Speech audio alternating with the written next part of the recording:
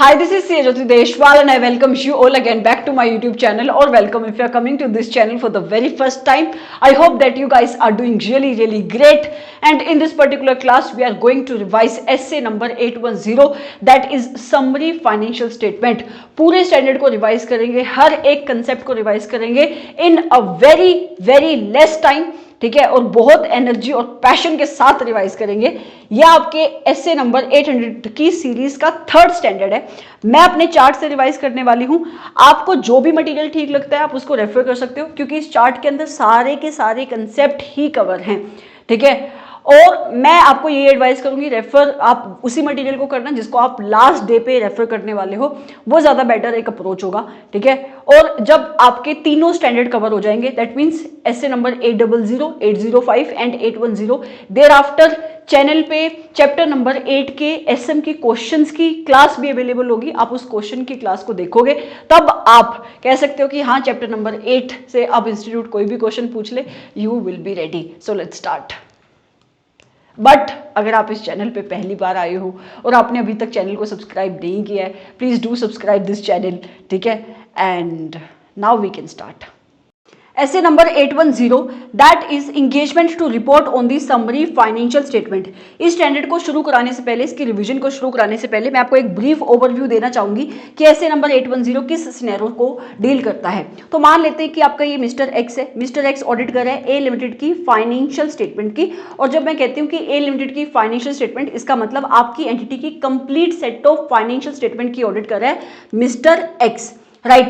अब इस स्टैंडर्ड के अंदर, मतलब ऐसे नंबर 810 के अंदर in complete set of financial statement को बोला जा रहा है आपकी ऑडिटेड फाइनेंशियल स्टेटमेंट। तो मिस्टर एक्स आपकी कंपनी की ऑडिटेड फाइनेंशियल स्टेटमेंट उसकी ऑडिट करी है उसने, राइट। और ये जो आपकी ए लिमिटेड है, ये ए लिमिटेड अपनी समरी फाइनेंशियल स्टेटमेंट बना रही है, और ये summary financial statement A limited कहां से ड्राइव कर रही है? इन्हीं फाइनेंशियल स्टेटमेंट से, जिन फाइनेंशियल स्टेटमेंट की ऑडिट मिस्टर एक्स ने करी है एज पर एसेज। और आपकी ये कंपनी ए लिमिटेड मिस्टर एक्स को ये पॉइंट करती है कि तू ही मेरी ऑडिट कर दे इन समरी फाइनेंशियल स्टेटमेंट की। तो इन दिस गिवन सिचुएशन, जहां पे मिस्टर एक्स इस एंगेजमेंट को परफॉर्म कर रहा है, जहां पे उसको रिपोर्ट करना है on the summary financial statement, ऐसी फाइनेंशियल स्टेटमेंट जिसको ड्राइव किया जा रहा है ऑडिटेड फाइनेंशियल स्टेटमेंट से, राइट। तो वहां पे मिस्टर एक्स के ऊपर ऐसे नंबर 810 की रिक्वायरमेंट एप्लीकेबल हो जाएगी, ठीक है। एक चीज है जो तुम्हें और पता होनी चाहिए, क्या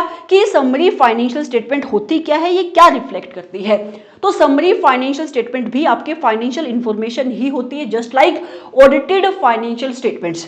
डिफरेंस क्या होता है कि आपकी कंप्लीट फाइनेंशियल स्टेटमेंट के अंदर ज्यादा डिटेल्ड होती है, और आपकी जो समरी फाइनेंशियल स्टेटमेंट होती है उसके अंदर कम डिटेल होती है। समरी फाइनेंशियल स्टेटमेंट भी एक स्ट्रक्चर्ड प्रेजेंटेशन होती है आपके एंटिटी के इकोनॉमिक रिसोर्सेज की, उसकी ऑब्लिगेशन की in a given point of time. मतलब कि ये भी एक स्ट्रक्चर्ड वे से शो करती है कि आपकी एंटिटी के एसेट क्या है, लायबिलिटी क्या है in a given point of time and over a period उनके अंदर चेंज क्या आया, ठीक है। तो सबसे पहले यहाँ पे जो कंसेप्ट आ रहा है ऐसे नंबर 810 के अंदर, वो है कि आपके स्कोप क्या है ऐसे नंबर 810 का। यही मैंने आपको अभी हिंदी में बताया कि ये स्टैंडर्ड बताता है कि ऑडिटर की रिस्पॉन्सिबिलिटी क्या होगी जब वो इंगेजमेंट को परफॉर्म कर रहा है। क्या इंगेजमेंट? कि उसको रिपोर्ट करना है समरी फाइनेंशियल स्टेटमेंट के ऊपर, और ये समरी फाइनेंशियल स्टेटमेंट ड्राइव कहां से हो रही है? आपकी कंपनी की ऑडिटेड फाइनेंशियल स्टेटमेंट से ये ड्राइव हो रही है, ऐसी फाइनेंशियल स्टेटमेंट से ड्राइव हो रही है जिसकी ऑडिट इसी ऑडिटर ने करी है, राइट। फिर आगे कहता है कि क्या रिफ्लेक्ट करती है ये समरी फाइनेंशियल स्टेटमेंट। ये भी मैंने आपको बताया कि समरी फाइनेंशियल स्टेटमेंट शो करती है हिस्टोरिकल फाइनेंशियल इंफॉर्मेशन को, ऐसी इंफॉर्मेशन जिनको ड्राइव किया जा रहा है आपकी कंपनी की ऑडिटेड फाइनेंशियल स्टेटमेंट से। डिफरेंस क्या है? इनके अंदर कम डिटेल होती है as compare to your complete financial statement. ये समरी फाइनेंशियल स्टेटमेंट भी स्ट्रक्चर्ड रिप्रेजेंटेशन होती है आपकी एंटिटी के इकोनॉमिक रिसोर्सेज की, उसकी ऑब्लिगेशन की at a given point of time, और ये भी शो करती है कि चेंजेस क्या आ रहे हैं इन इकोनॉमिक रिसोर्सेज में, इन ऑब्लिगेशन में for a period of time, right. And these summary financial statement are consistent with the entity's financial statements. Right.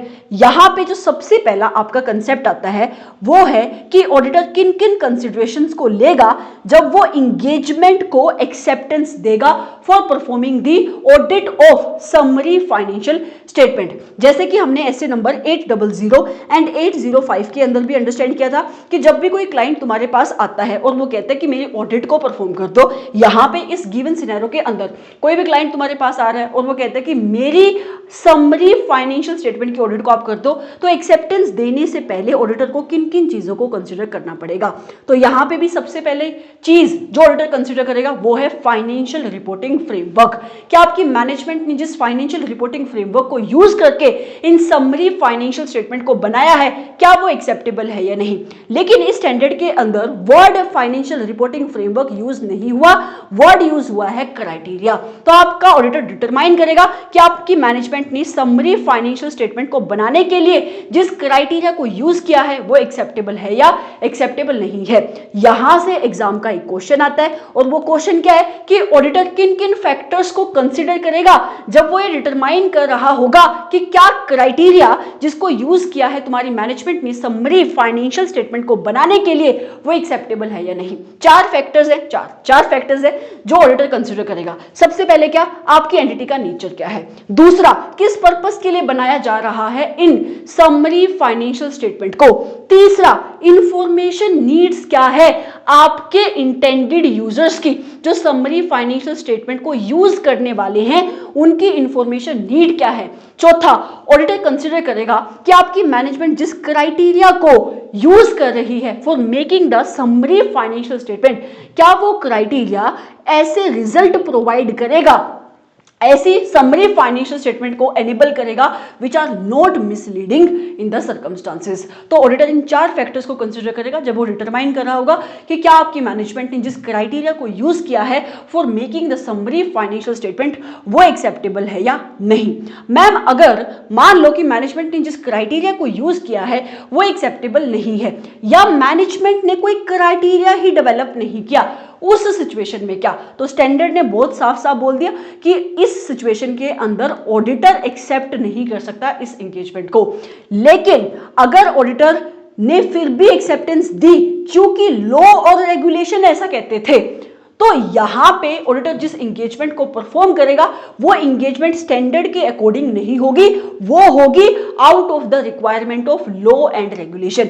Accordingly इस वजह से ऑडिटर जब अपनी रिपोर्ट बनाएगा आगे जाके समरी फाइनेंशियल स्टेटमेंट के ऊपर, उसको इंडिकेट करना पड़ता है रिपोर्ट के अंदर कि मैंने ऑडिट को परफॉर्म किया है स्टैंडर्ड के अकॉर्डिंग, एसए नंबर 810 के अकॉर्डिंग। ये लाइन अब वो नहीं डाल सकता। तो कहता है कि जहां पे ऑडिटर ने डिटरमाइन किया है कि मैनेजमेंट जिस क्राइटेरिया को फॉलो कर रही है वो एक्सेप्टेबल नहीं है या मैनेजमेंट ने कोई क्राइटेरिया ही डेवलप नहीं किया, auditor shall not accept the engagement unless it is required by law और रेगुलेशन। एंड जो out of law and regulation auditor engagement को परफॉर्म करेगा, ये एंगेजमेंट स्टैंडर्ड के अकॉर्डिंग नहीं होती। अकॉर्डिंगली ऑडिटर जब अपनी रिपोर्ट बनाएगा समरी फाइनेंशियल स्टेटमेंट के ऊपर, तो वो ये इंडिकेट नहीं कर सकता उस रिपोर्ट के अंदर कि मैंने इस ऑडिट को इस स्टैंडर्ड के अकॉर्डिंग किया है। राइट मैम, और क्या चीज है जिसको ऑडिटर कंसीडर करेगा बिफोर गिविंग द एक्सेप्टेंस। तो आगे आता है कि आपके ऑडिटर को मैनेजमेंट से एक एग्रीमेंट ऑब्टेन करना पड़ेगा। किस चीज का एग्रीमेंट। ऐसा एक सिमिलर सा एग्रीमेंट हमने ऐसे नंबर 210 में भी देखा था। आपका ऑडिटर मैनेजमेंट से एक एग्रीमेंट ऑब्टेन करेगा कि आपकी मैनेजमेंट अपनी रिस्पॉन्सिबिलिटी को एक्नॉलेज करती है, अंडरस्टैंड करती है। मैम, किस चीज की रिस्पॉन्सिबिलिटी। तीन चीजों की रिस्पॉन्सिबिलिटी। इनफैक्ट आप इसको 3 बोलो 4 बोलो। क्या, नंबर 1 कि मैनेजमेंट अपनी रिस्पॉन्सिबिलिटी को अंडरस्टैंड करते, एक्नॉलेज करते कि ये मैनेजमेंट की रिस्पॉन्सिबिलिटी है, मैनेजमेंट को बनानी है summary financial statement as per applied criteria. दूसरा कि मैनेजमेंट अपनी रिस्पॉन्सिबिलिटी को अंडरस्टैंड करती है कि जो इंटेंडेड यूजर्स हैं समरी फाइनेंशियल स्टेटमेंट के, उनको अवेलेबल करानी है आपकी मैनेजमेंट को ये audited financial statement without any undue difficulty. तो ऑडिटर इसको भी यहां पे मैनेजमेंट के साथ अग्री करेगा एडवांस के अंदर ही। एंड जहां पे कोई लॉ एंड रेगुलेशन ऐसा कहता है कि कोई जरूरत नहीं है कि आपको अपने यूजर्स को अवेलेबल करानी है ऑडिटेड फाइनेंशियल स्टेटमेंट जहां से इन समरी फाइनेंशियल स्टेटमेंट को बनाया गया है, तो मैनेजमेंट उसकी डिस्क्रिप्शन भी देगी। ऑडिटर मैनेजमेंट के साथ एग्रीमेंट में एंटर कर लेगा कि मैनेजमेंट अपनी रिस्पॉन्सिबिलिटी को समझती है, एक्नॉलेज करती है कि जहां जहां जिस जिस डॉक्यूमेंट के अंदर मैनेजमेंट समरी फाइनेंशियल स्टेटमेंट को डालेगी वहां वहां पे वो ऑडिटर की रिपोर्ट को भी डालेगी और इंडिकेट करेगी, बताएगी क्या कि देखो आपके इस ऑडिटर ने रिपोर्ट करी है on this summary financial statement. मतलब एग्जांपल, मान लो कि आपकी management summary financial statement include करी है किसी प्रोस्पेक्टस के अंदर, राइट। तो जहां पे उसने जिस डॉक्यूमेंट के अंदर इन समरी फाइनेंशियल स्टेटमेंट को इंक्लूड किया उस डॉक्यूमेंट के अंदर वो इंक्लूड करेगी ऑडिटर की report on the summary financial statement and वो इंडिकेट करेगी उस डॉक्यूमेंट के अंदर कि देखो ऑडिटर ने इन समरी फाइनेंशियल स्टेटमेंट के ऊपर रिपोर्टिंग करी है। तो इन सारे मैटर्स के रिलेशन में ऑडिटर मैनेजमेंट के साथ एग्रीमेंट में एंटर कर लेगा। एक क्वेश्चन आता है यहाँ पे, क्या अभी हमने सेकंड पॉइंट में क्या पढ़ा कि आपके ऑडिटर को मैनेजमेंट के साथ अग्री करना पड़ेगा कि मैनेजमेंट अपनी रिस्पॉन्सिबिलिटी को समझती है, एक्नॉलेज करती है कि उसकी रिस्पॉन्सिबिलिटी है कि जो इंटेंडेड यूजर्स हैं समरी फाइनेंशियल स्टेटमेंट के उनको अवेलेबल कराना है ऑडिटेड फाइनेंशियल स्टेटमेंट को without any undue difficulty. Auditor कैसे इवेल्युएट करेगा कि क्या मैनेजमेंट ने इन ऑडिटेड फाइनेंशियल स्टेटमेंट को यूजर्स को अवेलेबल कराया विदाउट एनी अनड्यू डिफिकल्टी और नॉट। तो ऑडिटर इन तीन चीजों को देखेगा। नंबर सबसे पहले वो देखेगा कि क्या समरी फाइनेंशियल स्टेटमेंट डिस्क्राइब करती है क्लियरली, क्या समरी फाइनेंशियल स्टेटमेंट के अंदर क्लियरली लिखा हुआ है कि यूजर्स कहां से और किससे, फ्रॉम हुम किससे और कैसे, और where the audited financial statements are available. मतलब आपके जो समरी फाइनेंशियल स्टेटमेंट है वो क्लियरली डिस्क्राइब कर रही है कि जो यूजर्स हैं फ्रॉम होम किस से और कहां से ऑडिटेड फाइनेंशियल स्टेटमेंट उनको मिल सकती है। दूसरा, ऑडिटेड फाइनेंशियल स्टेटमेंट आपकी मैनेजमेंट ने पब्लिक रिकॉर्ड में अवेलेबल करा दिए जैसे वेबसाइट पे, एंड या फिर आपकी मैनेजमेंट ने एस्टैब्लिश कर दिया एक प्रोसेस जिस प्रोसेस को फॉलो करते हुए जो इंटेंडेड यूजर्स हैं वो ऑब्टेन कर सकते हैं ऑडिटेड फाइनेंशियल स्टेटमेंट को। तो अगर इन तीनों में से कुछ भी आपकी मैनेजमेंट ने किया हुआ है ना, इसका मतलब आपकी मैनेजमेंट ने एफर्ट डाले हुए हैं for making the users of summary financial statement available with the audited financial statements. ठीक है। तीसरी चीज जो ऑडिटर कंसीडर करेगा बिफोर गिविंग द एक्सेप्टेंस वो है कि आप अग्री करोगे मैनेजमेंट के साथ कि किस फॉर्म में ओपिनियन एक्सप्रेस करना है ऑडिटर को on the summary financial statement. तो ये तीन फैक्टर्स है जिसको ऑडिटर कंसीडर करेगा। इंडिविजुअली यहां से क्वेश्चन बन सकता है, राइट। अब आपने एक्सेप्टेंस दे दी ऑडिट करने की on the summary financial statement, इसके बाद ऑडिटर को क्या करना है, यहां से भी क्वेश्चन बन सकता है। ऑडिटर अब अपना काम करेगा, राइट। ऑडिटर अपने काम को करेगा मतलब ऑडिटर को अब परफॉर्म करने पड़ेंगे ऑडिट प्रोसीजर। क्वेश्चन क्या बनेगा, किस टाइप के ऑडिट प्रोसीजर ऑडिटर परफॉर्म कर सकता है। ये 6-7 पॉइंट है जो आपको याद करने हैं, बहुत ही सिंपल से पॉइंट है। सबसे पहले कहता है कि ऑडिटर जब अपना काम करेगा, जब ऑडिट प्रोसीजर परफॉर्म करेगा तो वो इवेलुएट करेगा कि क्या summary financial statement adequately disclose करती हैं, समराइज्ड नेचर एंड आइडेंटिफाई कर रही हैं वो ऑडिटेड फाइनेंशियल स्टेटमेंट को। इसका मतलब क्या हुआ, आप मुझे बताओ, जो आपकी समरी फाइनेंशियल स्टेटमेंट है वो है क्या, जो आपकी ऑडिटेड फाइनेंशियल स्टेटमेंट है उनकी समरी ही तो है ना। तो ऑडिटर इवेलुएट करेगा क्या कि क्या ये जो आपकी समरी फाइनेंशियल स्टेटमेंट है एडुकेटली रिफ्लेक्ट करती है, सही समरी को बता रही है ऑडिटेड फाइनेंशियल स्टेटमेंट की या नहीं। दूसरा, वो ये भी इवेलुएट करेगा कि क्या ये आपकी summary financial statement clearly identify करती है कि किन ऑडिटेड फाइनेंशियल स्टेटमेंट से इनको ड्राइव किया गया है। आगे कहता है जहां पे आपकी एंटिटी की summary financial statement are not accompanied by the audited financial statement, मतलब आपकी एंटिटी की समरी फाइनेंशियल स्टेटमेंट के साथ ऑडिटेड फाइनेंशियल स्टेटमेंट नहीं है, वहां पे ऑडिटर इवेलुएट करेगा कि क्या ये summary financial statement clearly describe करती है किस चीज को, कि कहां से और किससे ये ऑडिटेड फाइनेंशियल स्टेटमेंट्स आपके यूजर्स ले सकते हैं, दैट फ्रॉम हुम और where the audited financial statements are available. और अगर कोई लॉ और रेगुलेशन ऐसे कहता है कि जो यूजर्स हैं समरी फाइनेंशियल स्टेटमेंट के उनको अवेलेबल कराने की जरूरत नहीं है इन ऑडिटेड फाइनेंशियल स्टेटमेंट को, तो इन दैट सिचुएशन आप उस लॉ और रेगुलेशन की डिस्क्रिप्शन भी यहां पे दोगे। तीसरा पॉइंट कहता है ऑडिटर इवेलुएट करेगा कि क्या summary financial statement adequately describe करिए, डिस्क्लोज करिए उस क्राइटेरिया को जिसको यूज करके इन्हें बनाया गया है।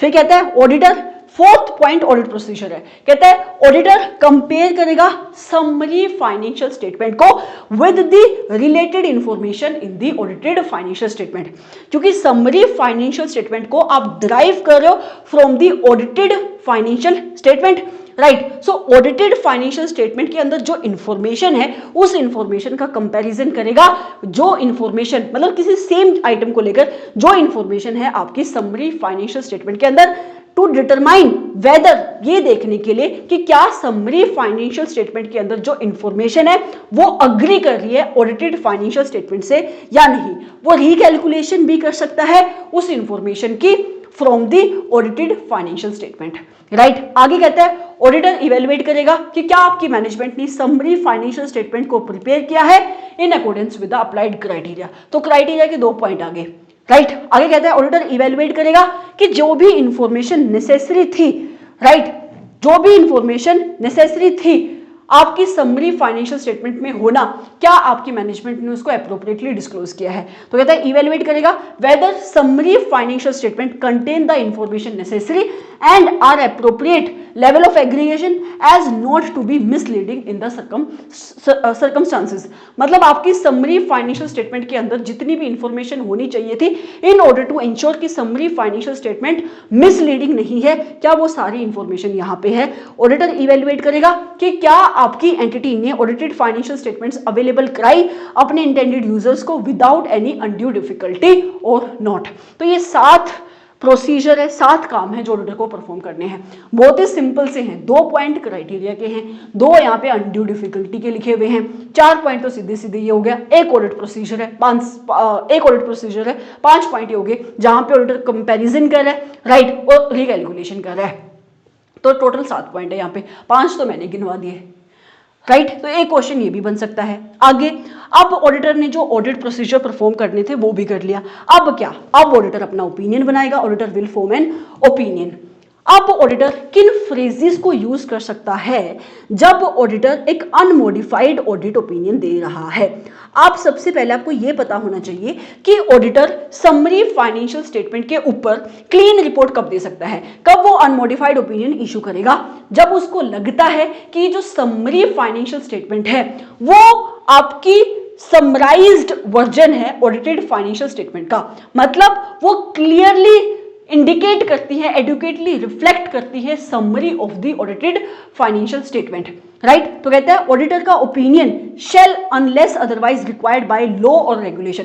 तो अगर लॉ और रेगुलेशन किसी वर्डिंग को प्रिस्क्राइब करते हैं उसकी बात नहीं हो रही, इन अदर सिचुएशन कहता है ऑडिटर का ओपिनियन, जब वो अपना ओपिनियन देगा ये किस सिचुएशन में फ्रेजेस यूज करेगा, जहां पे वो क्लीन रिपोर्ट इशू कर रहा है। तो इन दोनों में से कोई एक फ्रेज यूज कर सकता है। नंबर 1 वो फ्रेज यूज करेगा कि जो समरी फाइनेंशियल स्टेटमेंट है these are consistent in all material respect in accordance are consistent with the audited financial statement in accordance with the applied criteria। इसका मतलब क्या हुआ, वो कह रहा है कि देखो मैंने सब कुछ काम करना था, जो भी काम करना था मैंने काम कर लिया, और मैं ये कंक्लूजन दे रहा हूं कि ये जो समरी फाइनेंशियल स्टेटमेंट है these are in line with the audited financial statement, these are consistent with the audited financial statement, right. दूसरा वो वर्डिंग क्या यूज कर सकता है कि ये summary financial statement are showing a fair summary of audited financial statement, that the summary financial statement are a fair summary of audited financial statement which are prepared in accordance with the applied criteria। समझ में आ गया। अब अगर मान लेते हैं law and regulation prescribe करते हैं डिफरेंट वर्डिंग्स ऑफ ओपिनियन को, देखो यहां पे क्या लिखा कि आपका ऑडिटर इन 2 फ्रेज में से कोई एक फ्रेज यूज करेगा अनलेस लॉ और रेगुलेशन प्रिस्क्राइब्ड अदरवाइज। तो ये सिचुएशन क्या है अगली कि मान लो कि जो लॉ है, जो कानून है, वो कुछ और प्रिस्क्राइब करते हैं, वो वर्डिंग्स ऑफ ओपिनियन को प्रिस्क्राइब कर रहे हैं। इन दैट सिचुएशन ऑडिटर क्या करेगा, तो कहता है कि ऑडिटर जो अपने नॉर्मल ऑडिट प्रोसीजर है जो उसको परफॉर्म करने थे, यहां पे पॉइंट नंबर 2 के अंदर उन ऑडिट प्रोसीजर को तो वो परफॉर्म करेगा ही करेगा जो हमने 7 पॉइंट देखे।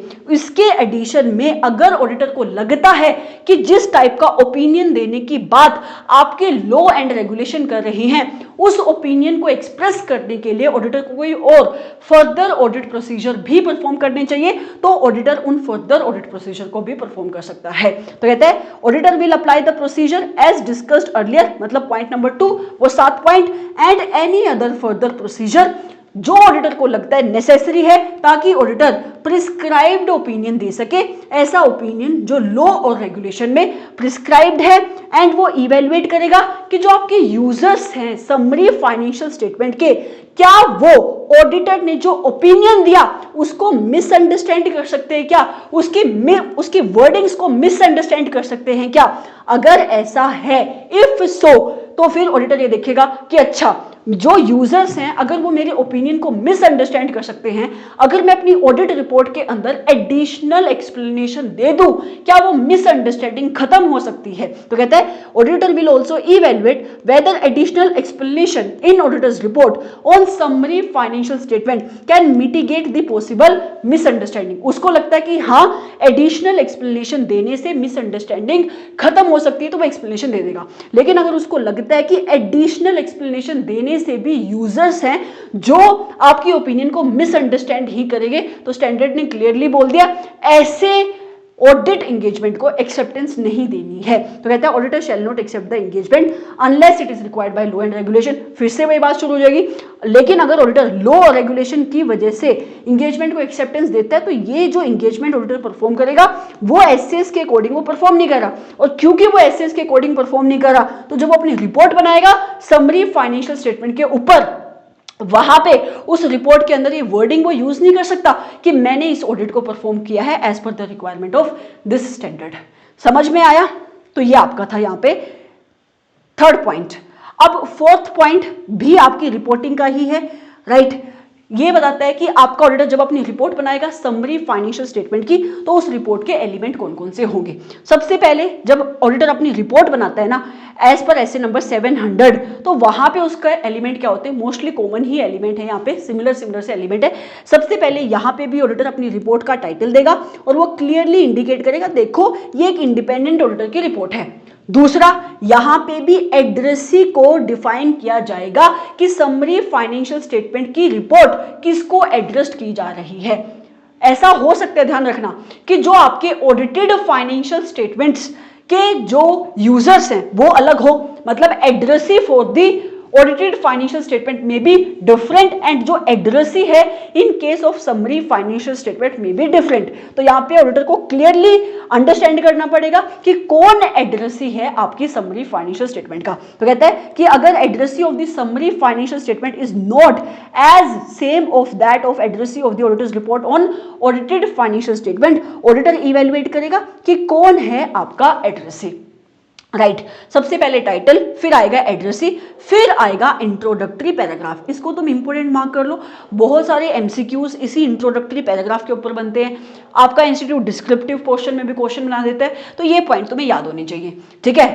इंट्रोडक्टरी पैराग्राफ के अंदर ऑडिटर क्या लिखेगा, ऑडिटर आइडेंटिफाई करेगा इन समरी फाइनेंशियल स्टेटमेंट को जिसके ऊपर ऑडिटर अपनी रिपोर्ट बना रहा है। अगर आप नॉर्मल रिपोर्टिंग की बात करो ना, वहां पे भी ऑडिटर आइडेंटिफाई करता है कि किन फाइनेंशियल स्टेटमेंट के ऊपर वो रिपोर्ट बना रहा है, एंड हर एक उस एलिमेंट को आइडेंटिफाई करेगा, हर एक उस स्टेटमेंट के टाइटल को आइडेंटिफाई करेगा जो आपकी इन समरी फाइनेंशियल स्टेटमेंट के अंदर इंक्लूडेड है।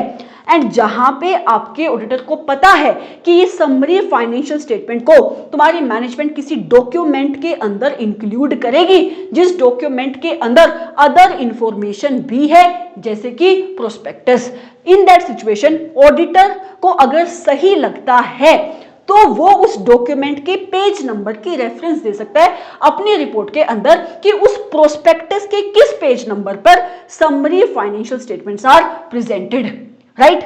एंड आगे कहता है ऑडिटर आइडेंटिफाई करेगा उन ऑडिटेड फाइनेंशियल स्टेटमेंट को जहां से इन समरी फाइनेंशियल स्टेटमेंट को बनाया जा रहा है। ऑडिटर रेफर करेगा क्या, ऑडिटर्स की report on the audited financial statement, मतलब कि भाई ऑडिटर ने इन समरी फाइनेंशियल स्टेटमेंट को कहां से ड्राइव किया है, ऑडिटेड फाइनेंशियल स्टेटमेंट से। तो ऑडिटेड फाइनेंशियल स्टेटमेंट की भी तो ऑडिट रिपोर्ट होगी, उसकी रिपोर्ट को वो यहां पे रेफर करेगा, उसकी डेट क्या है रिपोर्ट की ये रेफर करेगा। एंड इन केस, ध्यान से सुनना ये पॉइंट बहुत इंपॉर्टेंट है, कहते हैं in case other than where audited financial statement contain modified opinion EOM and OM para, इसकी बात नहीं हो रही। मतलब क्या, जहां पे आपकी ऑडिटेड फाइनेंशियल स्टेटमेंट के रिलेशन में ऑडिटर ने क्लीन ओपिनियन दिया, उसकी बात हो रही है। इन दैट सिचुएशन वो अपनी समरी फाइनेंशियल स्टेटमेंट में जब इंट्रोडक्टरी पैराग्राफ बनाएगा तो वहां पे मेंशन करेगा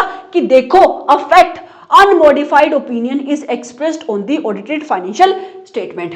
ये एक्सेप्शन क्यों है, क्योंकि अगर उसने कोई भी EOM पैराग्राफ डाला है, OM पैराग्राफ डाला है, मॉडिफाइड ओपिनियन उसने दिया है, तो फिर वो आपका अनमोडिफाइड ओपिनियन नहीं है, राइट। आगे कहते हैं, अगर, ये भी बहुत इंपॉर्टेंट है, इंस्टीट्यूट के इस 4th पॉइंट के ऊपर ऐसे में क्वेश्चन है, कहता है कि अगर ऑडिटर की report on summary financial statement is later than the auditor's report on the audited financial statement. मान लेते हैं कि जहां से इन समरी फाइनेंशियल स्टेटमेंट को ड्राइव किया गया है, ऑडिटर की जो रिपोर्ट है उस ऑडिटेड फाइनेंशियल स्टेटमेंट के ऊपर ऑडिटर की जो रिपोर्ट की डेट है, वो रिपोर्ट की डेट है 15 जून की, राइट, 15 जून की। और ऑडिटर ने जो अपनी समरी फाइनेंशियल स्टेटमेंट की ऑडिट करी, उसके ऊपर उसकी डेट क्या है, उस रिपोर्ट की डेट क्या है, 15 जुलाई की। मतलब ऑडिटेड फाइनेंशियल स्टेटमेंट के ऊपर ऑडिटर की रिपोर्ट की date is before than the summary financial statement. दूसरे शब्दों में बोले, समरी फाइनेंशियल स्टेटमेंट की ऑडिटर्स की जो डेट है that is later than the auditor's report date on the audited financial statement. इस सिचुएशन में आप नीचे जाके पढ़ोगे ऐसे नंबर 810 में ही कि ऑडिटर की कोई रिस्पॉन्सिबिलिटी नहीं होती उन इवेंट्स को लेकर, उन ट्रांजैक्शंस को लेकर जो ऑडिटेड फाइनेंशियल स्टेटमेंट की रिपोर्ट के डेट के बाद हुए हैं। मतलब 15 जून के बाद जो भी इवेंट हुए ऑडिटर की उसकी कोई रिस्पॉन्सिबिलिटी नहीं है। तो इसी फैक्ट को उसको अपनी रिपोर्ट के अंदर मेंशन करना है। अब पढ़ना, कहता है कि if the date of auditor's report on summary financial statement is later than the date of auditor's report on the audited financial statement, वो अपनी रिपोर्ट में स्टेट करेगा क्या, कि देखो summary financial statement and audited financial statement उन event, उन transaction को रिफ्लेक्ट नहीं करती जो ऑडिटेड फाइनेंशियल स्टेटमेंट के बाद हुए हैं।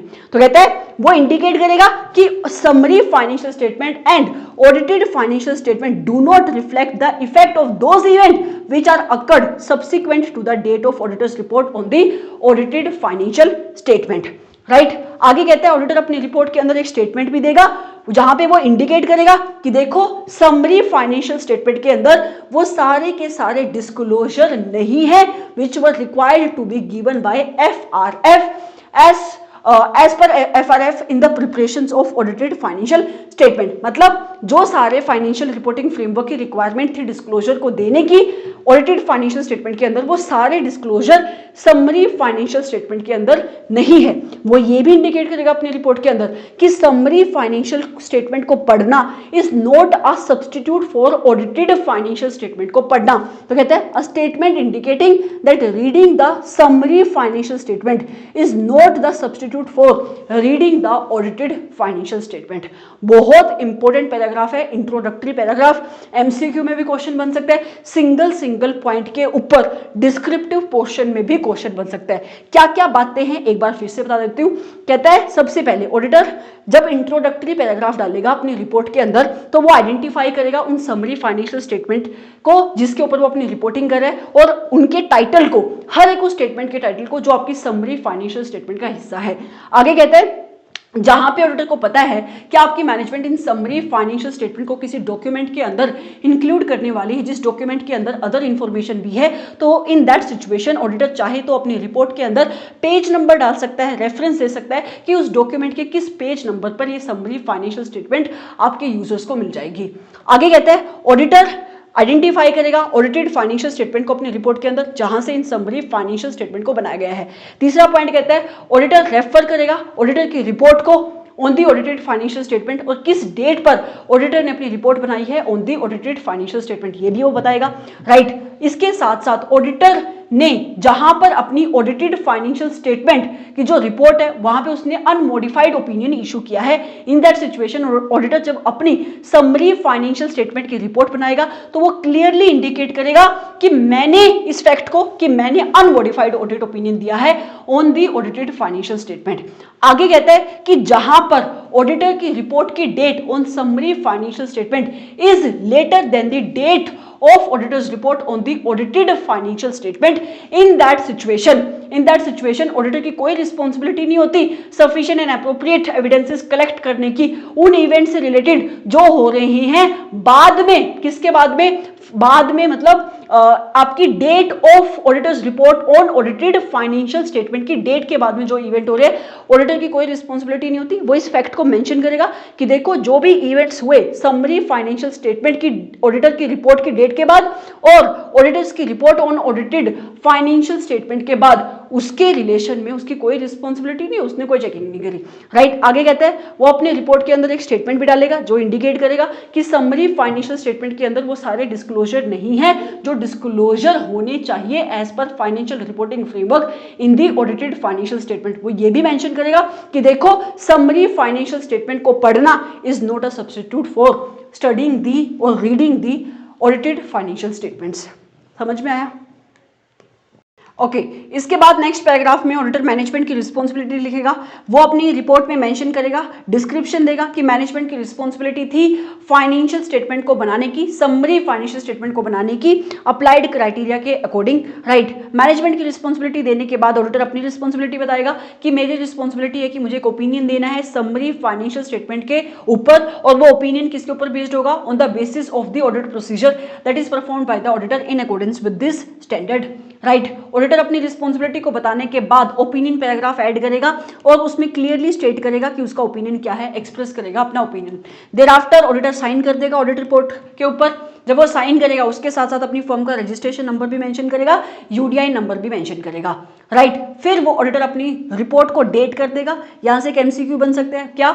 ऑडिटर जब अपनी रिपोर्ट के ऊपर डेट डालेगा वो डेट जो भी होगी it should not be earlier than the date जहां पे ऑडिटर ने sufficient and appropriate audit evidences collect करे। कॉमन सेंस की बात है ना, अगर आप अपनी रिपोर्ट के ऊपर पहले की डेट डाल रहे हो एविडेंसेस कलेक्ट करने से पहले, तो आप रिपोर्ट के अंदर एक साइड तो कह रहे हो कि मैं ओपिनियन दे रहा हूं, कंक्लूजन एक्सप्रेस कर रहा हूं, दूसरी साइड आप कह रहे हो कि अभी तक मैंने एविडेंसेस कलेक्ट नहीं करे, so that is not possible. So auditor जो भी रिपोर्ट के ऊपर डेट डालेगा it should not be earlier than the date on which evidences has been collected by the auditor, and इसके साथ साथ it should not be a date earlier than the date जिनकी responsibility थी financial statement के अंदर assertion देने की, earlier than the date they have taken the responsibility for the same. ये सिमिलर प्रोविजन हम पढ़ते हैं ऐसे नंबर 700 के अंदर भी।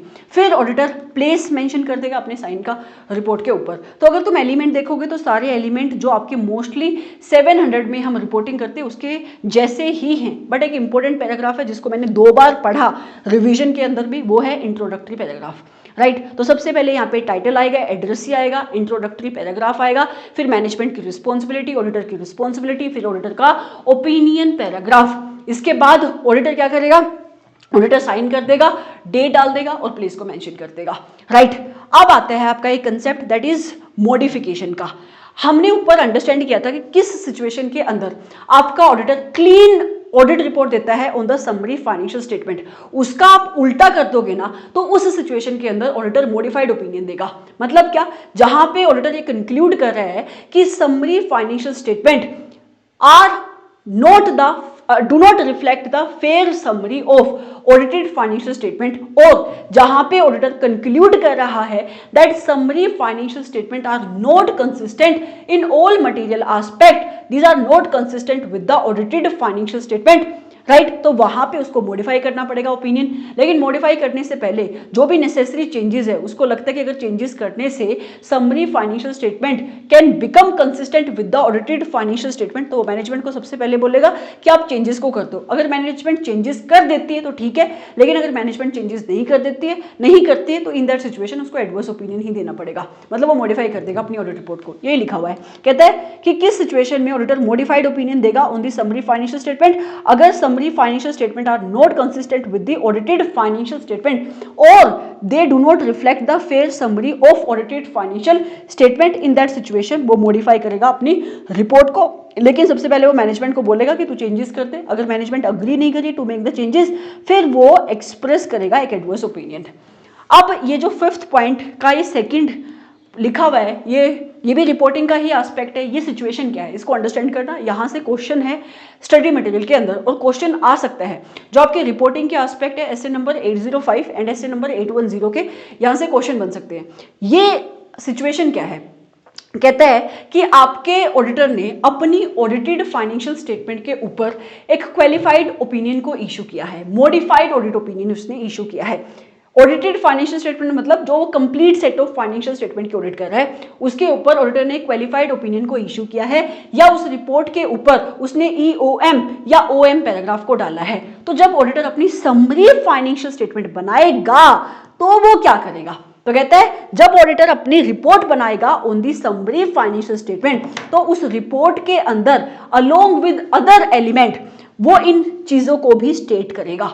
क्या, देखो वो क्लीन रिपोर्ट दे सकता है, अनमोडिफाइड ओपिनियन दे सकता है, कोई दिक्कत नहीं है, लेकिन वो इस फैक्ट को स्टेट करेगा क्या, कि देखो जो ऑडिटर की रिपोर्ट है on the audited financial statement, उसके अंदर एक क्वालिफाइड ओपिनियन है या EOM या OM पैराग्राफ डाला हुआ है, एंड इसके साथ साथ वो डिस्क्राइब करेगा कि किस बेसिस पर इस क्वालिफाइड ओपिनियन को इशू किया गया है on the audited financial statement, या किस बेसिस पर इस EOM या OM पैराग्राफ को डाला जा रहा है इन दी ऑडिटेड फाइनेंशियल स्टेटमेंट, और इसका इफेक्ट क्या पड़ रहा है इस मॉडिफिकेशन का on the summary financial statement. अगर कोई इफेक्ट पड़ रहा है इफ एनी, इसको भी ऑडिटर अपनी रिपोर्ट के अंदर मेंशन करेगा। दूसरी सिचुएशन क्या हो सकती है, ऑडिटर जब अपनी रिपोर्ट बना रहे हैं on the audited financial statement, उसके अंदर वो एक एडवर्स ओपिनियन को इशू कर रहा है या वो डिस्क्लेमर को इशू कर रहा है। तो पहली सिचुएशन जहां पे ऑडिटर अपनी ऑडिटेड फाइनेंशियल स्टेटमेंट की रिपोर्ट के अंदर एडवर्स ओपिनियन दे रहा है, मतलब कंप्लीट नेगेटिव ओपिनियन दे रहा है, या वो डिस्क्लेमर दे रहा है कि मुझे एविडेंसेस मिले ही नहीं, मैं काम नहीं कर पाया, और इस काम ना कर पाने का possible effect material and pervasive दोनों है, इन दैट सिचुएशन वो डिस्क्लेमर इशू करेगा। तो कहता है कि जहां पे वो एडवर्स ओपिनियन दे रहा है या डिस्क्लेमर दे रहा है, उस सिचुएशन में आपका जो ऑडिटर है ना, समरी फाइनेंशियल स्टेटमेंट के ऊपर कोई ओपिनियन नहीं देगा। क्यों, क्योंकि आप एक तरफ तो कह रहे हो कि मैं काम नहीं कर पाया या बिल्कुल नेगेटिव आप ओपिनियन दे रहे हो, दूसरी तरफ आप यहां पे अनमोडिफाइड ओपिनियन नहीं दे सकते, राइट, क्योंकि वो कॉन्ट्राडिक्ट कर जाएगा। और एडिशनली वो अपनी रिपोर्ट में इन चीजों को इंक्लूड करेगा। नंबर 1, वो जब अपनी रिपोर्ट बनाएगा ऑन समरी फाइनेंशियल स्टेटमेंट, वो स्टेट करेगा कि देखो ऑडिटर की report on the audited financial statement, उसके अंदर एडवर्स ओपिनियन या डिस्क्लेमर ऑफ ओपिनियन है, वो ये भी डिस्क्राइब करेगा कि किस बेसिस पर आपकी ऑडिटर ने इस एडवर्स ओपिनियन या डिस्क्लेमर को इशू किया, एंड वो स्टेट करेगा कि क्योंकि उसने ऑडिटेड फाइनेंशियल स्टेटमेंट के अंदर एडवर्स ओपिनियन या डिस्क्लेमर इशू किया है, इस वजह से ये इनएप्रोप्रिएट होगा ऑडिटर के लिए कि वो आपकी समरी फाइनेंशियल स्टेटमेंट के ऊपर कोई भी ओपिनियन एक्सप्रेस करे। तो ये दोनों के दोनों ही सिनेरियो बहुत इंपॉर्टेंट है। सबसे पहला सिनेरियो मैं दोबारा से बोल देती हूँ, भले ये रिवीजन है बट फिर से दोबारा से बोल देती हूँ। सबसे पहला सिनेरियो क्या है कि ऑडिटर ने ऑडिटेड फाइनेंशियल स्टेटमेंट की ऑडिट करी, वहां पे उसने क्या किया, क्वालिफाइड ओपिनियन दिया है या EOM या OM पैराग्राफ डाला है। तो जब आपका ऑडिटर अपनी समरी फाइनेंशियल स्टेटमेंट की रिपोर्ट बनाएगा तो वहां पे along with other matter additionally 2 चीजों को उसको इंक्लूड करना पड़ेगा। नंबर 1, वो सबसे पहले इस फैक्ट को स्टेट करेगा, देखो जो ऑडिटेड फाइनेंशियल स्टेटमेंट है उसके अंदर मैंने क्वालिफाइड ओपिनियन दिया है, मैंने EOM और OM पैराग्राफ डाला है। फिर वो ये बेसिस भी बताएगा, डिस्क्राइब करेगा कि किस बेसिस पर उसने क्वालिफाइड ओपिनियन पैराग्राफ डाला और उसका इफेक्ट क्या पड़ रहा है समरी फाइनेंशियल स्टेटमेंट के ऊपर, ये भी वो इंडिकेट करेगा, राइट। और जहां पर उसने ऑडिटेड फाइनेंशियल स्टेटमेंट के ऊपर एडवर्स ओपिनियन दिया, कंप्लीटली नेगेटिव रिपोर्ट इशू करी है, या उसने डिस्क्लेमर दिया, वो कह रहा है मैंने काम ही नहीं मैं कर पाया, तो इस जब वो अपनी रिपोर्ट बनाएगा समरी फाइनेंशियल स्टेटमेंट के अंदर additionally in addition to the other matters, वो क्या डिस्क्राइब करेगा कि देखो ऑडिटेड फाइनेंशियल स्टेटमेंट के ऊपर मैंने एडवर्स ओपिनियन दिया है, मैंने क्या इशू किया है, डिस्क्लेमर इशू किया है, फिर वो ये भी डिस्क्राइब करेगा कि किस बेसिस पर उसने एडवर्स और डिस्क्लेमर इशू किया है, और वो इस फैक्ट को मेंशन करेगा क्योंकि ऑडिटेड फाइनेंशियल स्टेटमेंट के अंदर उसने एडवर्स ओपिनियन दिया है, उसने डिस्क्लेमर इशू किया है, तो उसके लिए ये अप्रोप्रिएट नहीं होगा कि वो आपकी समरी फाइनेंशियल स्टेटमेंट के ऊपर कोई भी ओपिनियन को एक्सप्रेस करे, राइट। फिर आते हैं ओके, सो नेक्स्ट आता है आपका other reporting requirement of S A number 810। अब ये भी आपकी इंडिविजुअल जो सिनेरियो यहाँ पे दिए हुए हैं अदर रिक्वायरमेंट के अंदर, यहाँ से भी इंस्टीट्यूट क्वेश्चन पूछ सकता है, डिस्क्रिप्टिव पोर्शन में भी पूछ सकते हैं, एमसीक्यू में भी आ सकते हैं।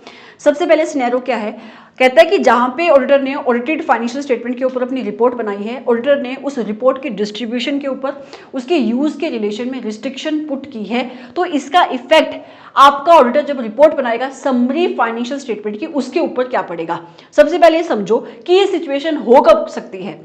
मतलब हमने एक कंसेप्ट पढ़ा था एसए नंबर 800 के अंदर, जहां पे हमने क्या अंडरस्टैंड किया था कि ऑडिटर जब स्पेशल पर्पस फाइनेंशियल स्टेटमेंट की ऑडिट करता है और उसके ऊपर अपनी रिपोर्ट बनाता है, तो उस रिपोर्ट के डिस्ट्रीब्यूशन के रिलेशन में वो रिस्ट्रिक्शन लगा सकता है, उस रिपोर्ट के यूज के रिलेशन में वो रिस्ट्रिक्शन लगा सकता है। तो यहाँ पे यही बात हो रही है कि ऑडिटर अगर जो ऑडिट कर रहा है वो फाइनेंशियल स्टेटमेंट है special purpose financial statement, and auditor ने जो रिपोर्ट बनाई है उन audited special purpose financial statement के ऊपर उसकी डिस्ट्रीब्यूशन के ऊपर रिस्ट्रिक्शन लगाई हुई है, उसके यूज के ऊपर उसने रिस्ट्रिक्शन लगाई है, तो स्टैंडर्ड कहता है ऑडिटर को सिमिलर रिस्ट्रिक्शन लगानी पड़ेगी अपनी ऑडिट रिपोर्ट के ऊपर जब वो समरी फाइनेंशियल स्टेटमेंट के ऊपर अपनी ऑडिट रिपोर्ट बनाएगा। ठीक है, दूसरी सिचुएशन क्या है, दूसरी सिचुएशन डील कर रहे हैं आपका सिनेरियो कंपैरेटिव से। ये कंपैरेटिव्स हमने कहां पे पढ़े थे, अंडर एसए नंबर 710 हमने इन कंपैरेटिव्स को पढ़ा था। तो कहता है कि ये सिनेरियो क्या है कि ऑडिटेड फाइनेंशियल स्टेटमेंट के अंदर तो कंपैरेटिव्स थे, राइट, लेकिन आपकी एंटिटी की जो समरी फाइनेंशियल स्टेटमेंट है उसके अंदर कोई कंपैरेटिव नहीं था। तो ऑडिटर का यहाँ पे काम क्या होगा, तो ऐसे नंबर 810 कहता है सबसे पहले ऑडिटर इवेलुएट करेगा क्या रीजन है कि आपकी मैनेजमेंट ने समरी फाइनेंशियल स्टेटमेंट के अंदर कंपैरेटिव्स को क्यों इंक्लूड नहीं किया। अगर ऑडिटर को लगता है रीजनेबल तो कोई इशू नहीं है, लेकिन अगर ऑडिटर को लगता है कि ये अनरीजनेबल है तो ऑडिटर इस ओमिशन के इफेक्ट को इवेलुएट करेगा कि इसका इफेक्ट ऑडिटर की report on summary financial statement के ऊपर क्या पड़ रहा है, राइट। तो कहता है कि if the audited financial statement contain the comparatives, but अगर समरी फाइनेंशियल स्टेटमेंट के अंदर कोई भी कंपैरेटिव नहीं है, ऑडिटर को डिटरमाइन करना है कि क्या ये ओमिशन रीजनेबल है इन द सर्कमस्टांस और नॉट। ऑडिटर अगर ऑडिटर को लगता है रीजनेबल है तो ठीक है, लेकिन अगर ऑडिटर को लगता है कि ये ओमिशन अनरीजनेबल है, इन दैट सिचुएशन ऑडिटर इसके इफेक्ट को इवेलुएट करेगा कि उसकी ऑडिट रिपोर्ट के ऊपर इस अनरीजनेबल ओमिशन का इफेक्ट क्या पड़ रहा है। एक और सिनेरियो यहाँ पे है क्या, अगर आपकी जो समरी फाइनेंशियल स्टेटमेंट है उसके अंदर कंपैरेटिव हैं, लेकिन इन कंपैरेटिव्स के ऊपर जो रिपोर्ट की हुई है वो आपने नहीं करी, किसी और ऑडिटर ने करी है। ऐसी ही सिमिलर सिचुएशन हमने ऐसे नंबर 710 में देखी थी। तो स्टैंडर्ड कहता है ऑडिटर जब अपनी रिपोर्ट बनाएगा समरी फाइनेंशियल स्टेटमेंट के अंदर, समरी फाइनेंशियल स्टेटमेंट के ऊपर, तो उस रिपोर्ट के अंदर वो उन सारे मैटर्स को इंक्लूड करेगा जो ऑडिटर्स को इंक्लूड करने हैं एज पर एसए नंबर 710, और ये मैटर 3 मैटर है, आप जाके देखना एसए नंबर 710 के अंदर। ठीक है, अभी जो नेक्स्ट सिनेरियो है इसको हमने एसए नंबर 700 में भी देखा हुआ है, एक ऐसा ही सिमिलर सिनेरियो। ये सिनेरियो क्या है कि आपकी एंटिटी ने अनऑडिटेड सप्लीमेंट्री इंफॉर्मेशन को प्रेजेंट किया हुआ है with the summary financial statement, right. तो इन दैट सिचुएशन ऑडिटर क्या करेगा, क्योंकि अगर आपकी एंटिटी ने अनऑडिटेड सप्लीमेंट्री इंफॉर्मेशन को समरी फाइनेंशियल स्टेटमेंट के साथ प्रेजेंट किया हुआ है, तो हो सकते हैं कि जो यूजर्स हैं जो आपके ऑडिटर की रिपोर्ट को पढ़ने वाले हैं on the summary financial statement, वो ये अज्यूम करे कि ऑडिटर ने इस अनऑडिटेड सप्लीमेंट्री इंफॉर्मेशन की भी ऑडिट करी, बट ऐसा नहीं है।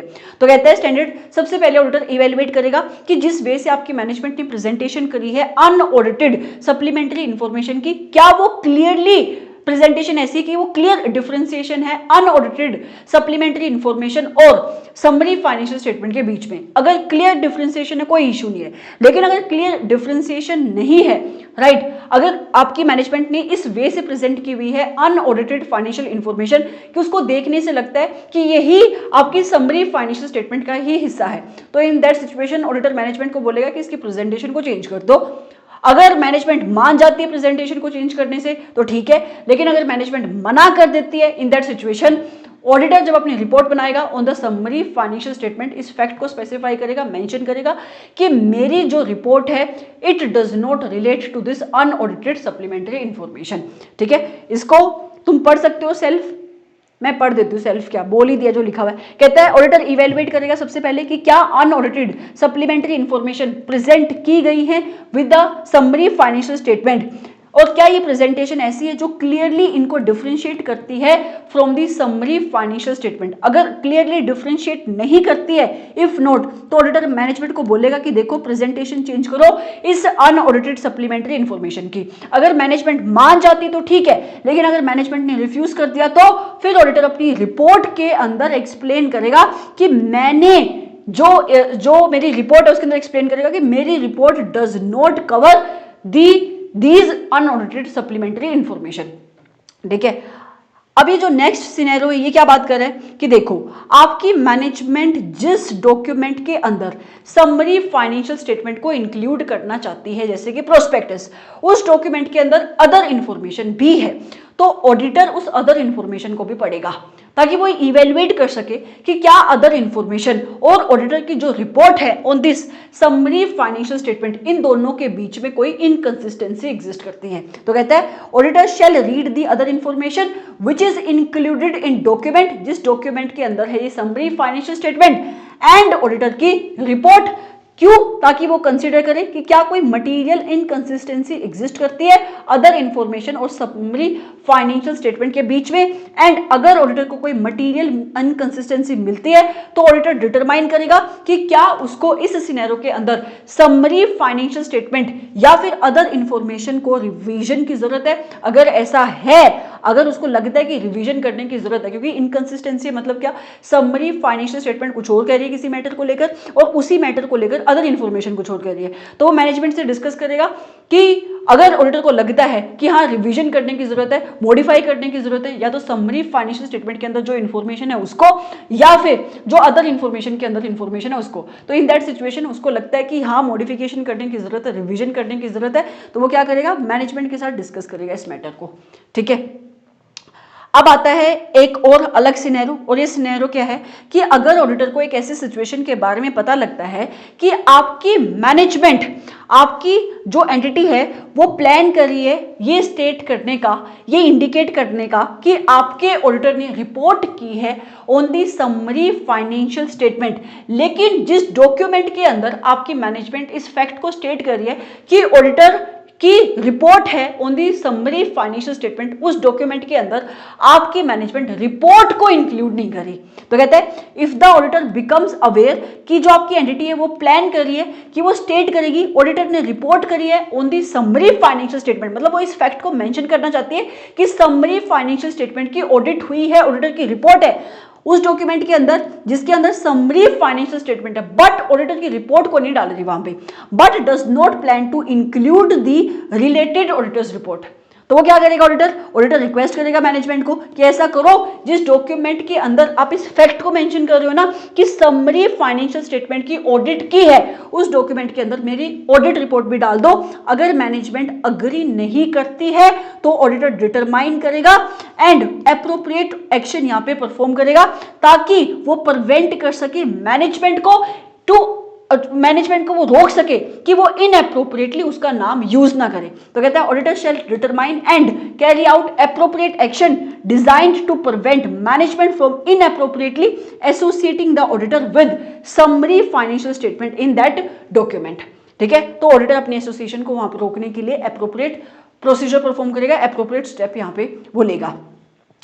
एक बहुत इंपॉर्टेंट मतलब मैं इसको थोड़ा सा आराम से पढ़ना चाहूंगी, ये आपका एक सिनेरियो है जहां से मुझे लगता है कि इंस्टीट्यूट क्वेश्चन पूछ सकता है। ये सिनेरियो क्या है, देखो ऑडिटर ऑडिट कर रहा है ऑडिटेड फाइनेंशियल स्टेटमेंट की, ठीक है, बट ऑडिटर आपकी एंटिटी की समरी फाइनेंशियल स्टेटमेंट की ऑडिट नहीं कर रहा, समरी फाइनेंशियल स्टेटमेंट की ऑडिट ऑडिटर नहीं कर रहा, ऐसी समरी फाइनेंशियल स्टेटमेंट जिनको बनाया गया है उन ऑडिटेड फाइनेंशियल स्टेटमेंट से जिनकी ऑडिट आपका ऑडिटर कर रहा है। सिचुएशन समझ में आई?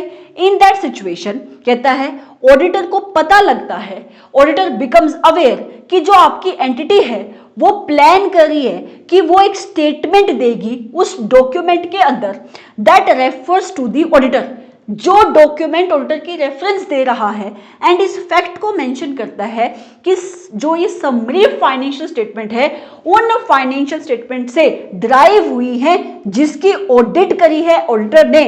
Auditor shall be satisfied that, auditor फिर यहाँ पे कुछ करेगा। ये सिनेरियो क्या है यहाँ पे समझो आगे, जब तक तुम ये समझोगे नहीं तब तक तुम्हें समझ में नहीं आएगा। सिनेरियो ऐसा है कि तुम्हारी एंटिटी है, ठीक है, इस एंटिटी की ऑडिटेड फाइनेंशियल स्टेटमेंट के ऊपर आपके ऑडिटर ने रिपोर्ट बनाई है। मतलब आपका ऑडिटर एंटिटी की complete set of financial statement के तो ऑडिट कर रहा है, लेकिन ये जो आपका ऑडिटर है, मान लेते हैं ये मिस्टर एक्स, ये मिस्टर एक्स आपकी एंटिटी की समरी फाइनेंशियल स्टेटमेंट की ऑडिट नहीं करा। समझ में आया? अब आपकी एंटिटी किसी डॉक्यूमेंट के अंदर, वो डॉक्यूमेंट क्या है ये मान लेते हैं प्रोस्पेक्टस, ठीक है, इस प्रोस्पेक्टस के अंदर एक रेफरेंस देना चाहती है, एक बात बोल रही है क्या कि ये जो मिस्टर एक्स है, इस मिस्टर एक्स ने मेरी फाइनेंशियल स्टेटमेंट की ऑडिट करी। बात वो बिल्कुल सही बोल रही है कि जो ऑडिटेड फाइनेंशियल स्टेटमेंट है इसके ऊपर ऑडिटर ने रिपोर्ट बनाई है और इसी डॉक्यूमेंट के अंदर आपकी एंटिटी ने समरी फाइनेंशियल स्टेटमेंट को भी इंक्लूड किया है प्रोस्पेक्टस के अंदर। एंड वो कहती है कि इन समरी फाइनेंशियल स्टेटमेंट को डिराइव किया गया है उन फाइनेंशियल स्टेटमेंट से जिसकी ऑडिट करी है मिस्टर एक्स ने। इस तरीके से ये लाइन है, तो इससे जो यूजर है उनको पढ़ के क्या लग सकता है कि ये मिस्टर एक्स है, ये इसने समरी फाइनेंशियल स्टेटमेंट की भी ऑडिट करी है। समझ में आ गया सिचुएशन क्या है? तो कहता है in this given situation auditor को सेटिस्फाई होना पड़ेगा क्या कि वो मैनेजमेंट को इन दो चीजों में से एक चीज करने को बोले। क्या? Number 1, the reference to the auditor is made in the context of auditor's report on the audited financial statement, कि तुम्हें रेफरेंस देनी है ना मेरे नाम की, तो तुम रेफरेंस दो, लेकिन किस कंटेक्स्ट में दो कि ऑडिटर की रिपोर्ट किसके ऊपर है, आपकी ऑडिटेड फाइनेंशियल स्टेटमेंट के ऊपर है। And the statement does not give, मैंने शायद और बोला एंड है, एंड जिस वे से तुम रेफरेंस दोगे उससे इंप्रेशन ऐसा नहीं आना चाहिए कि ऑडिटर ने समरी फाइनेंशियल स्टेटमेंट की भी ऑडिट करी है। राइट? अगर ए और बी नहीं आपके हुए मेट, ऑडिटर रिक्वेस्ट करेगा मैनेजमेंट को कि ऐसा करो, तुम ना मैनेजमेंट को रिक्वेस्ट करेगा कि तुम चेंज करो इस स्टेटमेंट को टू मीट देम। मतलब अगर आपकी मैनेजमेंट इस वे से शो कर रही है जिससे ये इंडिकेट हो रहा है कि आपका ये जो ऑडिटर है, राइट, वो समरी फाइनेंशियल स्टेटमेंट की भी ऑडिट कर रहा है, जबकि एक्चुअल में ऐसा नहीं है, तो इन दैट सिचुएशन वो ऑडिटर मैनेजमेंट को बोलेगा कि आप मेरी रेफरेंस नहीं दे सकते डॉक्यूमेंट के अंदर। या फिर ऑडिटर मैनेजमेंट को ये भी बोल सकता है कि ऑल्टरनेटिवली एंटिटी क्या कर सकती है, सेम ऑडिटर को अपॉइंट कर सकती है to do the audit of summary financial statement. तो कहते हैं alternatively the entity may engage the auditor to report on the summary financial statement, and फिर वो ऑडिटर की रिपोर्ट को डाल दे उस डॉक्यूमेंट के अंदर and include the related auditor's report in the related document. Right? तो अगर आपकी मैनेजमेंट इन दोनों में से कुछ नहीं करना चाह रही तो इन दैट सिचुएशन कहता है क्या नहीं करना चाह रही, अगर मैनेजमेंट चेंज नहीं करी अपनी स्टेटमेंट को, वो ऑडिटर की रेफरेंस को डिलीट भी नहीं करी और वो इंक्लूड भी नहीं करी ऑडिटर की report on the summary financial statement in the document, मतलब वो कुछ नहीं करना चाह रही, in that situation auditor advise करेगा मैनेजमेंट को दैट ऑडिटर डिसअग्री कर रहे हैं इस टाइप की रेफरेंस जो आपकी मैनेजमेंट देना चाहती है ऑडिटर से related in the document, and auditor determine करेगा, कैरी आउट करेगा appropriate action in this given circumstances कि वो कैसे प्रिवेंट कर सकता है मैनेजमेंट को इनएप्रोप्रिएटली रेफरेंस देने से इन दी रिपोर्ट, इन दी डॉक्यूमेंट। ठीक है? तो ये तुम्हारा गिवन सिनेरियो था। ये बहुत इंपॉर्टेंट है। अभी मैंने एसएम के जब क्वेश्चन कराए तो मुझे कोई क्वेश्चन यहाँ पे मिला नहीं, बट मुझे ऐसा लगता है कि यहाँ से क्वेश्चन बन सकता है। राइट? मैं फिर से बता देती हूँ एक बार, ये सिनेरियो है क्या, सिंपल सा सिनेरियो है।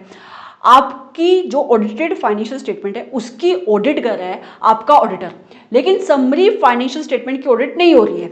आपकी मैनेजमेंट किसी डॉक्यूमेंट के अंदर, मान लो प्रोस्पेक्टस, उस प्रोस्पेक्टस के अंदर ऑडिटेड फाइनेंशियल स्टेटमेंट वो आपकी मैनेजमेंट उस डॉक्यूमेंट के अंदर रेफरेंस देना चाहती है आपके ऑडिटर की रिपोर्ट की, राइट। और वो उसी डॉक्यूमेंट के अंदर ये बात भी बोल रही है कि ये जो समरी फाइनेंशियल स्टेटमेंट है जिसको मैनेजमेंट डॉक्यूमेंट के अंदर इंक्लूड कर रही है, इन समरी फाइनेंशियल स्टेटमेंट को डिराइव किया गया है उन फाइनेंशियल स्टेटमेंट से जिसकी ऑडिट ऑडिटर ने करी है। तो इससे होगा क्या, जो यूजर्स है उनको लगेगा कि आपका ये ऑडिटर समरी फाइनेंशियल स्टेटमेंट की भी ऑडिट कर रहा है, लेकिन ऐसा नहीं है। तो इन दैट सिचुएशन ऑडिटर को इंश्योर करना पड़ेगा कि वो मैनेजमेंट को बोल ले कि ऐसा करो, आप क्लियरली रेफरेंस दो अपने इस डॉक्यूमेंट के अंदर कि मेरी रिपोर्ट सिर्फ ऑडिटेड फाइनेंशियल स्टेटमेंट के ऊपर है। एंड इसके साथ साथ आप क्या करो, ये स्टेटमेंट जो भी आप दोगे रेफरेंस, तो इससे किसी भी वे का ऐसा इंप्रेशन नहीं आना चाहिए कि मैंने समरी फाइनेंशियल स्टेटमेंट की भी ऑडिट करी है। अगर ए और बी मीट नहीं होते तो ऑडिटर आपकी मैनेजमेंट को बोलेगा कि आप इस स्टेटमेंट को चेंज करो, जिस वजह से आपने रेफरेंस दी हुई उसको चेंज करो, या फिर मेरी रेफरेंस ही मत दो उस डॉक्यूमेंट के अंदर। ऑल्टरनेटिवली ऑडिटर क्या कर सकता है, मतलब आपकी एंटिटी क्या कर सकती है कि इसी ऑडिटर को बोले कि तू मेरी समरी फाइनेंशियल स्टेटमेंट की भी ऑडिट कर दे, और जो ये ऑडिट करेगा उसकी ऑडिट रिपोर्ट को ऑडिटर उस डॉक्यूमेंट में, आपकी एंटिटी उस डॉक्यूमेंट के अंदर इंक्लूड करते हैं। लेकिन अगर आपकी मैनेजमेंट एंटिटी कुछ भी नहीं करना चाह रही है, कुछ भी वो ऑप्शन को फॉलो नहीं करना चाह रही है, इन दैट सिचुएशन फिर ऑडिटर की रिस्पॉन्सिबिलिटी आ जाती है, वो इंश्योर करेगा, एप्रोप्रिएट एक्शन लेगा, सो दैट आपकी मैनेजमेंट ये जो इन एप्रोप्रिएट रेफरेंस देना चाहती है ऑडिटर की अपने डॉक्यूमेंट के अंदर, उसको प्रिवेंट किया जा सके। समझ में आ गया। तो ये जो अदर रिक्वायरमेंट के अंदर मैंने इन सारे पॉइंट्स को इंक्लूड किया हुआ है ना, यहाँ से इंस्टीट्यूट इंडिविजुअली क्वेश्चन पूछ सकता है। So this was your entire 810। थोड़ा सा लेंदी था, बट मैंने फिर भी कोशिश करी कि हर एक कंसेप्ट को पढ़ाया जा सके। मैंने स्पीड जानबूझ के तेज रखी है, राइट, क्योंकि लेंथी स्टैंडर्ड्स है, अगर मैं रिवीजन में भी स्पीड को नहीं मेंटेन करूंगी तो फिर पॉसिबल नहीं हो पाएगा आपके लिए, राइट। इसके साथ साथ मैं क्या बोलने वाली थी, हाँ, जो मुश्किल कंसेप्ट थे 2-3 बार हमने उसको बार बार रिवीजन करी ताकि दिमाग में बैठ जाए। I would like to believe कि आपके लिए वीडियो यूजफुल है। लाइक करना वीडियो को, शेयर करना और सब्सक्राइब करना, कमेंट करना, राइट। और सबसे अच्छी बात आई थिंक इन चार्ट्स की यही है, जब मैं भी इनको यूज़ करती हूँ रिवीजन के लिए ना, कि अगर आप बुक में देखोगे तो ये बुक में काफ़ी लेंथी चैप्टर है, तीनों स्टैंडर्ड्स को आप मिलाते हो तो, लेकिन यहाँ पे टोटल 4 पेजेस के ऊपर ये पूरा का पूरा खत्म है, आपके तीनों स्टैंडर्ड है, ठीक है। तो एक कंप्लीट ओवरव्यू मिलता है जब आप इन स्टैंडर्ड्स को चार्ट से पढ़ते हो, तो आप अपने एंड पे भी चार्ट बना सकते हो, right. So thank you so much for coming to this channel. Thank you so much for watching this video. Have a great day or night जब भी जिस टाइम आप इस क्लास को देखो. Bye bye.